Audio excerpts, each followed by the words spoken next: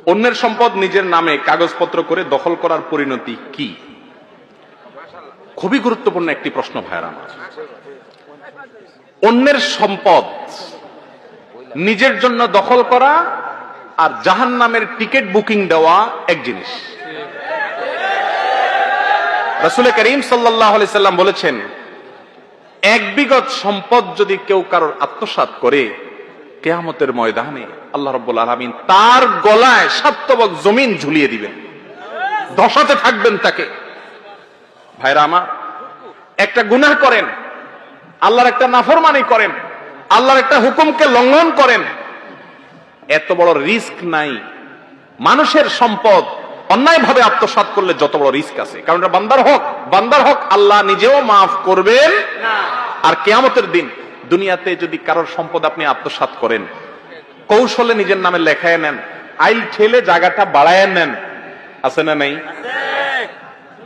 দেশ থেকে ভাই টাকা পাঠাইছে, আপনি কৌশলে আপনার নামে জমিটা নিয়ে আনিছেন, আছে না নাই? অনেক বাপ ছেলে কষ্ট করে টাকা পাঠাইছে, হ্যাঁ ছেলে ভিসা নেওয়ার সময় যে টাকা নিয়েছে সে টাকা আপনি অবশ্যই আদায় করে নিতে পারেন বাপ হিসাবে, যদি তাকে টাকা দিয়ে থাকেন, কিন্তু এরপরেও তার জীবনের সব কামাইয়ের টাকা দিয়ে আপনার নিজের নামে জমি কিনবেন আর সব ছেলে মেয়েরে ভাগ দিবেন, আছে না নাই? এগুলো হারাম। দুনিয়াতে ওই ছেলে কিছু হয়তো বলবে না, চক্ষু লজ্জায় পড়ে বাপে করছে। কিয়ামতের ময়দানে বাপ সন্তান কেউ কাউকে চিনবে না। ইয়াউমা ইয়াফিরুল মারউ মিন আখিহি ওয়া উম্মিহি ওয়া আবিহি। ভাইরা, কেউ কাউকে ছাড় দিবে না।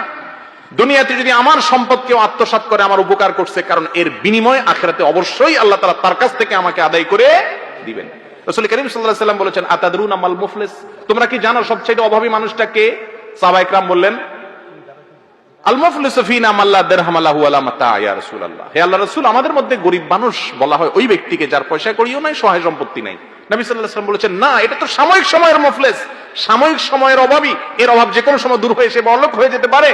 আসল মুফলিস আর অভাবী সেই লোক যে অনেক আমল, অনেক ওয়াজ মাহফিল শুনছে, দায় রাখছে, নামাজ কালাম পড়ছে, অনেক ইবাদত করে কিয়ামতের ময়দানে উঠছে, এরপরে দুনিয়াতে কারোর জমি মারছে, অন্যায়ভাবে আত্মসাৎ করছে, জাল দলিল করে নিছে, আইল ঠেলে জমি বাড়াইছে, বিভিন্ন ভাবে আত্মসাৎ করছে, বোনের হক বাপের সম্পত্তিতে আছে দেয় নাই, ফুফুর হক দাদার সম্পত্তিতে আছে দেয় নাই, বিভিন্ন ভাবে আত্মসাৎ করছে, স্ত্রীর মহারণা পরিশোধ করে নাই, বান্দার হক দেয় নাই।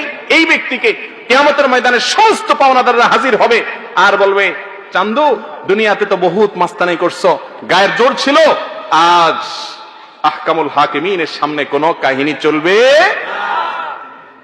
তখন কি হবে? জমি তো অন্যায় দিবে কি?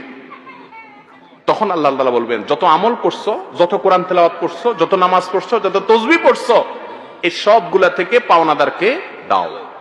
দিতে দিতে দিতে আমল শেষ, কিন্তু পাওনাদার এখনো আছে। এবার কি হবে? পাওনাদারের গুনাহের বোঝা মাথায় নাও, নিয়ে এরপরে জাহান্নামে ফেলে দিবে। ভাইরা আমার, তাসবিহ টেনে কোরআন খতম পড়ে কোনো লাভ হবে না যদি মানুষের হক মারেন। কথা কি বুঝাতে পারছি? আল্লাহর আদালতে 3 ধরনের মামলা উঠবে, মুসনাদ আহমদের হাদিসে আসছে। এক ধরনের মামলা ক্ষমার অযোগ্য, জামিনের অযোগ্য, সেটা হলো শিরক করে মারা গেলে, তওবা ছাড়া। 2 নম্বরের মামলা হলো আল্লাহবাদী মামলা। আল্লাহবাদী মামলা কোনটা? আল্লাহর কথা মানেন নাই, পর্দার বিধান মানেন নাই, নামাজ পড়েন নাই, ত্রুটি করছেন, রোজা রাখেন, আল্লাহর বিধান মানেন নাই ডাইরেক্ট। সেগুলো আল্লাহ চাইলে মাফ করতে পারেন, চাইলে সাজা দিতে পারেন। আর 3 নম্বর মামলা হলো বান্দাবাদী মামলা। কারোর হক নষ্ট করছেন, কাউকে গালি দিছেন, কারোর জমি আত্মসাৎ করছেন।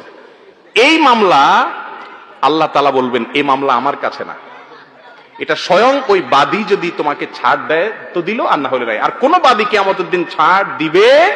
বাপ ছেলেকে ছাড় দিবে না। এই জন্য মানুষের সম্পদ আত্মসাৎ করা থেকে বেঁচে থাকবেন। আল্লাহ আমাদের তৌফিক দান করুন। আমল কম করেন, কিন্তু মানুষের হক নষ্ট করবেন